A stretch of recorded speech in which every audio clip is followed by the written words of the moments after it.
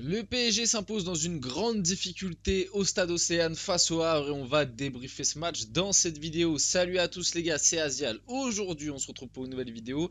Un nouveau débrief du PSG qui encore une fois, match compliqué aujourd'hui. Match très compliqué, bon pour certaines circonstances, même si le Havre dès le début de match a quand même mis en difficulté ce PSG là. Donnarumma qui prend un rouge au bout de, si je me trompe pas, 10 minutes de jeu, voilà. C'est très compliqué, en plus de ça il y a eu la sortie sur blessure de Fabian Ruiz, donc match assez compliqué dans le contenu, dans ce que certains ont montré. Globalement, malgré tout, à 10 contre 11, le PSG on va dire assure et fait un match ok, on va dire c'est un match ok, même si la prestation, moi je l'ai pas trouvé non plus très convaincante, malgré les circonstances. On va dire que bon, t'es à 10 contre 11, dans un contexte compliqué, t'es à l'extérieur, tu perds ton gardien sur carton rouge, tu perds un joueur titulaire sur blessure, t'arrives quand même à gagner 2-0, on va dire que c'est ok. Donc bref, vous le voyez, il y a quand même pas mal de choses à dire lors de ce débrief, lors de ce match. Bien évidemment, avant qu'on rentre dans le vif du sujet, comme d'habitude, on va voir quelques images et tout. N'hésitez pas à liker, à commenter, à partager et à vous abonner, ça fait toujours plaisir et ça aide énormément pour le développement de la chaîne. Et puis on peut y aller dès maintenant. Rentrons dans le vif du sujet, rentrons dans le débrief. Bon, déjà pour commencer, parlons un peu de la compo. Globalement, je vous ai mis ce screen là parce que bah, ça résume bien un petit peu la compo du PSG aujourd'hui. Parce que bon, au milieu de terrain et en attaque, on va dire que c'était assez traditionnel. Tu avais Barcola à gauche, Mbappé en 9, encore une fois, et on en reparlera. Mbappé reconduit en 9, un petit peu comme sur la fin de match face à Newcastle. Dembélé à droite, un milieu de terrain, Lee Kang-in, Fabian Ruiz, Vitinha, un milieu de terrain qui quand même sur le terrain, sur le terrain, désolé je me répète, mais un milieu de terrain qui est quand même très offensif, très porté sur la conservation de balles, et t'as pas trop ce mec qui est là pour défendre, t'as un peu Fabian Ruiz qui est là pour stabiliser, mais bref, vous avez compris l'idée. Et une défense, alors par contre la défense, une défense vraiment expérimentale, inédite, comme écrit juste là. Arrière droit, Achraf Hakimi, bon ça c'est traditionnel. Défenseur central droit, Danilo, bon on le sait maintenant, même si de base, c'est quand même important de le rappeler, c'est un milieu de terrain. Bon, depuis qu'il est au PSG, ça fait un an et demi, il est exclusivement utilisé comme défenseur central et il répond très souvent présent. Encore une fois, aujourd'hui, ça a été l'un, voire le peut-être meilleur parisien. Ça se tape avec deux autres joueurs, on va dire, mais globalement, le match de Danilo, très très solide. Mukiele central gauche, on le sait, il avait souvent joué plus latéral gauche, vous savez, dans le fameux système de Luis Enrique. Central gauche, c'était la première fois, donc assez inédit, encore une fois mis sur son mauvais pied le pauvre Nordi Mukiele. Et puis en arrière gauche, Carlos Soler. Carlos Soler est utilisé en arrière gauche, donc vraiment dans la tête de Luis Enrique, Carlos Soler c'est un latéral.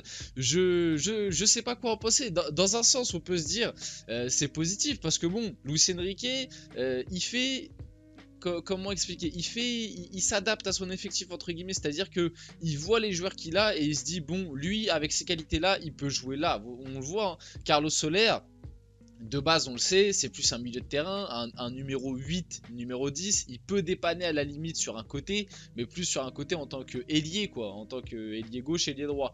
Là, depuis l'arrivée de Luis Enrique, c'est Carlos Soler, d'après les caractéristiques, en tout cas, ce que demande Luis Enrique, bah, c'est un latéral. Et c'est vrai que du côté du PSG, ces dernières années, on a très peu eu, on l'avait un peu avec Thomas Tuchel, bah, d'ailleurs, Danilo Marquinhos, hein, on se rappelle, de base, Danilo qui est un 6, Marquinhos qui est un défenseur central. Combien de fois Thomas Tuchel les a inversés et a mis Danilo en défense centrale, Marquinhos au 6, et on le disait, mais pourquoi il fait ça, on comprend pas. Et au final, avec le recul, maintenant on comprend que Marquinhos, peut-être que dans certaines animations, pour certaines de ses caractéristiques en numéro 6, il convient plus qu'un Danilo. Et finalement, un Danilo en défenseur central, c'est Thomas Tuchel qui l'a lancé à ce poste-là. Et finalement, on se rend compte que c'est peut-être son meilleur poste et c'est peut-être le poste qu'il lui fallait pour exploser à un plus haut niveau. Donc voilà, on avait très peu ces derniers temps ce style de coach, voilà, qui adapte un peu son effectif, qui voit un peu le profil de ses joueurs, qui n'hésite pas à les mettre dans des configurations différentes, et c'est ce qu'il fait avec Carlos Soler. Bon, malgré tout, Carlos Soler en latéral, alors bon, l'idée déjà, faut la tenter. Encore, tu me dis en latéral droit, je me dis bon, pourquoi pas, parce que le poste de latéral droit au PSG est quand même très spécifique. On le sait, Hakimi, et du coup le poste en général, c'est un latéral droit qui, quand on a le ballon, n'hésite pas à se projeter, à venir s'incorporer au milieu de terrain, même des fois à s'incorporer dans la ligne d'attaque. Le souci du latéral gauche, c'est que, et surtout quand tu as un Hakimi à droite, c'est que bah, le latéral gauche au PSG il se comporte comme un troisième central techniquement. Et Carlos Soler, il a pas non plus les aptitudes, je trouve, d'un défenseur central. Donc bon, là, c'est quand même beaucoup de bricolage. Voilà. Là, maintenant qu'on a fait un petit peu le point sur la compo, malgré tout, on va dire que la compo a donné raison à Luis Enrique parce qu'il y a la victoire à la fin. Mais on a été mis dans de grandes difficultés, même si les difficultés mises n'ont pas été causées principalement par Soler et Moukielé. Les difficultés mises ont été causés par un début de match assez catastrophique pour le PSG. Déjà, il y a cette sortie sur blessure de Fabian Ruiz qui est très dommageable parce que Fabian Ruiz en ce moment il était vraiment dans une très bonne période. Il était dans le bon mode entre guillemets. Il était à un très bon niveau en ce moment. Il répondait présent. Sorti sur blessure au bout de 5 minutes de jeu. Donc Fabian Ruiz est sorti sur blessure contre le Hack après avoir été touché à l'épaule. L'Espagnol aurait hurlé de douleur au moment d'être placé sur une civière. A été transporté à l'hôpital. Il s'est peut-être blessé au bras, voire au poignet. Selon l'AFP, il a également été victime d'un malaise au bord du terrain. La blessure au début, quand tu vois le ralenti, tu te dis que c'est pas si grave que ça. Et apparemment, avec le recul, au moment où je tourne, il n'y a pas encore le bilan qui est sorti, le bilan médical. Il n'y a pas encore eu de communiqué de la part du PSG. Apparemment, ce serait pas une fracture, mais ça pourrait être quelque chose d'assez grave qui éloignerait Fabian Ruiz des terrains pour un petit moment. C'est très dommage parce que bah, en ce moment, comme je l'ai dit, il était plutôt en forme.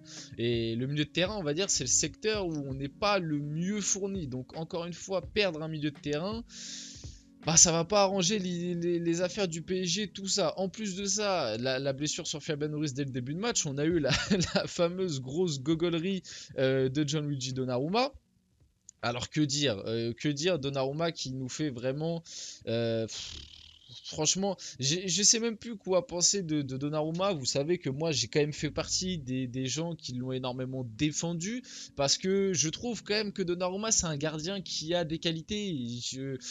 Mais ouais, et là il nous boucle une semaine absolument cataclysmique, une semaine très compliquée face à Newcastle. Bah voilà, une boulette qui nous coûte le but et on fait un partout dans un match très important. Là aujourd'hui, 10 minutes de jeu, tu prends rouge sur une action qui est très compliquée. Je vais quand même vous montrer les images dans de meilleure qualité. Alors, à noter quand même que sur l'action, Mukiele n'est pas non plus à totalement sortir de l'équation parce que pour moi, il y a la gogolerie de Donnarumma qui on sait pas trop ce qu'il fait, il sort pas trop, je sais pas, il voit pas de joueur arriver, il attaque pas son ballon, franchement il est à reculons limite, mais en même temps t'as Mukiele qui aurait pu prendre ce ballon et je sais pas pourquoi il le laisse passer alors qu'il voit bien le joueur à vrai débarquer, je sais pas si c'est un manque de communication entre les deux ou si ils ont mal jugé la trajectoire de balle ou si ils ont mal jugé la course du joueur à vrai. En tout cas, Mukiele pour moi est pas totalement à sortir de l'équation de cette gogolerie. Mais voilà, encore une fois, Donnarumma qui est sur la photo de famille, c'est très compliqué. Je commence déjà à voir tout le monde lui tomber dessus, etc. Ce qui est juste, hein, parce que bon, la semaine est très compliquée pour lui. Mais voilà, moi je sais pas, Donnarumma en fait t'as un côté un petit peu, je sais pas expliquer, des fois il a les câbles de sa tête qui se touchent et il vrille complètement, mais moi je reste persuadé que c'est un bon gardien, c'est un bon gardien qui malheureusement des fois, je sais pas s'il peut progresser là-dessus, je sais pas si c'est un manque de concentration, de confiance, de mental plus globalement, mais des fois c'est vrai que quand il décide de passer au travers, il passe au travers. Et j'ai vu quelqu'un qui avait fait une bonne remarque sur Donnarumma, c'est que Donnarumma en fait il est très bon, mais une fois que le PSG a encaissé un but. C'est vrai que des fois tu as un petit peu cette impression là, c'est-à-dire que quand le PSG est à 0-0, enfin ça dépend des configurations, mais globalement c'est vrai que maintenant que j'ai vu ce commentaire-là, c'est vrai que je le ressens un peu que quand le PSG est à 0-0 ou que le PSG n'a pas encaissé de but, Donnarumma il est moins serein et dès que le PSG a encaissé, on dirait que ça le libère et qu'il se dit bon c'est bon on a pris un but, je peux, je sais pas, je sais pas quoi penser de Donnarumma malgré tout. Bon voilà, un beau high kick en tout cas. Il a bien représenté toutes les chaînes de MMA, etc. Le high kick est magnifique, rien à dire là-dessus. Ce qui en plus fait sortir Bradley Barcola, lui aussi pareil, le pauvre, une semaine vraiment catastrophique. Pardon. Entre le match contre Newcastle où il a été pris par tous les médias et la plupart des supporters parisiens, on dirait que ça a été lui la cible principale, alors que bon, il y avait des gens sur qui taper en priorité, je trouve. En plus de ça, aujourd'hui, tu te dis bon, Luis Enrique l'envoie titulaire, c'est un bon signe, il va pouvoir peut-être se remettre en confiance. Bah malheureusement, il sort au bout de 10 minutes de jeu parce que Donnarumma prend ce carton rouge. Donc vraiment, la semaine est terrible sur plein de points.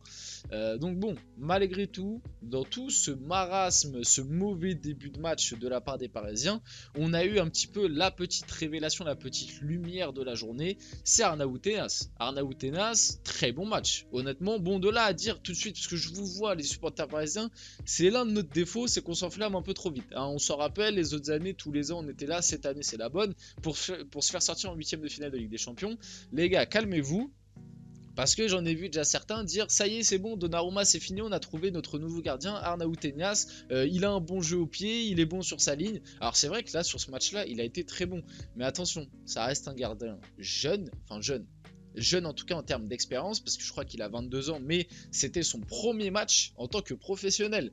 La stat est assez incroyable, mais avec le Barça, il n'avait jamais joué avec l'équipe première, et avec l'Espagne, il avait toujours joué avec les espoirs. C'est son premier match on va dire, dans l'équipe senior, donc calmons-nous. C'est vrai qu'il a de très belles qualités, on le savait. En arrivant au PSG, on nous avait expliqué qu'il avait un bon jeu au pied, que c'était globalement un gardien plutôt complet et plutôt sûr, et bah il a répondu présent aujourd'hui, ça fait plaisir.